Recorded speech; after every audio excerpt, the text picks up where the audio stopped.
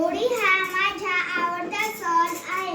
हा सण फाल्गुन महिन्यात साजरा केला जातो. आपण या सणाला शिमगा असेही म्हणतो. होळी हा सण 2 दिवसांचा असतो. होळीच्या पहिल्या दिवशी होलिका दहन केले जाते. वाळलेले गवत, गोवऱ्या, काटकई एकत्र करून होळी पेटवली जाते. होळीला नैवेद्य दाखवून पूजा केली जाते. तिच्या भोवती प्रदक्षिणा घातल्या जातात.